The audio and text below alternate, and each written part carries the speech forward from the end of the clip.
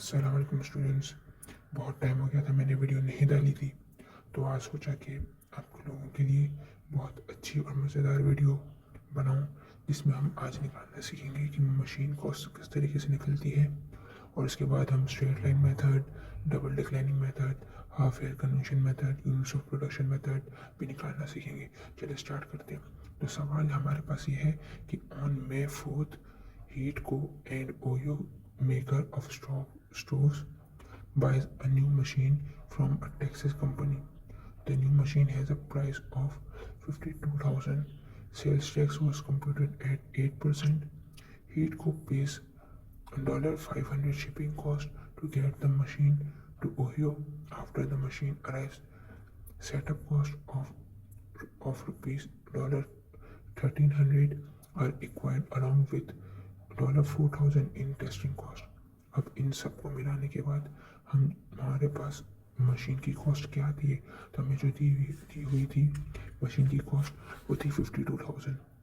तो हम सबसे पहले मशीन की कॉस्ट लिखेंगे 52,000, सही है।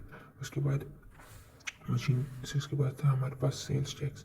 तो हम 52,000 का सेल्स टैक्स 8% निकालेंगे। आपको पता है कि परसेंट किस तरीके से निकालते हैं।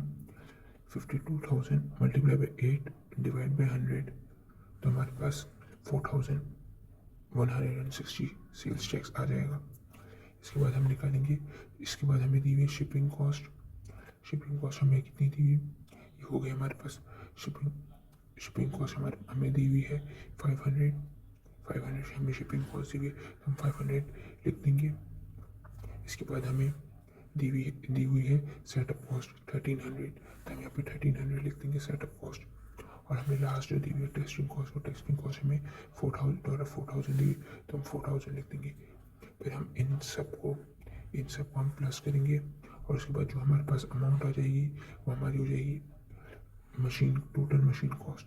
तो हम इस तरीके से मशीन कॉस्ट इसके बाद हम इसका जनरल बनाएंगे। मशीन जो हमने खरीदी थी वो 61,960 की खरीदी थी।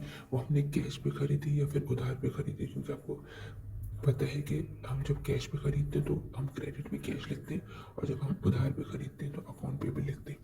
तो हमने कैश पे खरीदी या उधार पे खरीदी, तो हमें यह क्रेडिट पे आ जाएगा 61,960। उसके बाद हम निकालेंगे डिप्रिसिएशन। इसके बाद हम निकालेंगे स्ट्रेट लाइन मेथड। ये डिप्रिसिएशन गलती से लिखा है, स्ट्रेट लाइन मेथड निकालेंगे। इसका फॉर्मूला ये मैंने ऊपर लिखा है, cost minus salvage value upon estimated life. तो हमें यहाँ पे सवाल दिया हुआ है, on January 1st, 2005, Besco buys a new boat. Besco pays 24,000 for the boat. अब जो हमारे पास मशीन की कॉस्ट दी हुई है ना, वो 24,000 है। The boat has a estimated residual value of 3,000 हमें रेजिडुअल वैल्यू दी हुई, जो कि है सैलवेज वैल्यू भी हम कहते हैं इसको। And estimated useful life 5 years। अब इसकी एस्टिमेटेड लाइफ है 5 years। तो हमारे पास कॉस्ट आ गई 24,000, सैलवेज वैल्यू 3,000 और एस्टिमेटेड लाइफ 5। तो हमने यहाँ पे 24,000 में से 3,000 निकाला, 21,000 बचा, और डिवाइड कर देंगे 5 से, तो 4,200 बचा। तो ये हमारे पास डेप्रिसिएशन था, हमारे पास डेप्रिसिएशन आ गया 4,200, सही है। इसके बाद हमने जो हमारे पास हमें 5 साल बोले थे, तो हमने 2000, क्योंकि यहाँ पे 2005 लिखा था, 1 January 2005, तो हम 2005 से स्टार्ट करेंगे। 2005, 2006, 2007, 2008, 2009, सही है। और डेप्रिसिएशन एक्सपेंस हमारे पास 4,200 आया था, तो हम ये 4,200 हर साल में लिख देंगे, सही है। उसके बाद हमारे पास एक्यूमुलेटेड डेप्रिसिएशन 4,200 था, फिर 4,200 को दोबारा 4,200 से प्लस किया तो 8,400, फिर 8,400 को 4,200 से तो 12,600, 12,600 को 4,200 से 16,800, 16,800 को 4,200 से तो 21,000 आ गई। अब हम जो हमारे पास कॉस्ट थी 24,000, जो हमारे पास कॉस्ट थी 24,000, क्योंकि बोर्ड की कॉस्ट थी। अब हम 24,000 में से 4,200 निकालेंगे तो 19,800, फिर हम 24,000 में से 8,400 निकालेंगे तो 15,600, फिर 24,000 में से हम 12,600 निकालेंगे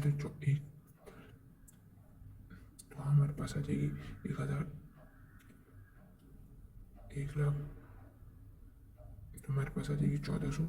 उसके बाद हम जब 24,000 में से अब इस तरीके से हम करेंगे तो 24,000 में से जब हम 21,000 निकालेंगे तो 3,000 आ जाएगी। और हम चेक करने के लिए हमारा सवाल सही है तो हम ये 3,000 और जो हमारे पास सैलरी वैल्यू थी 3,000, अगर ये दोनों सेम है जिसका मतलब है कि हमारा सवाल बिल्कुल दुरुस्त है। और इस तरीके से मेरी और वीडियोस देखने के लिए चैनल को सब्सक्राइब करें और अगर आपको वीडियो पसंद है तो बेल आइकन ज़रूर दबाएं और कमेंट में आंसर ज़रूर दें। शुक्रिया।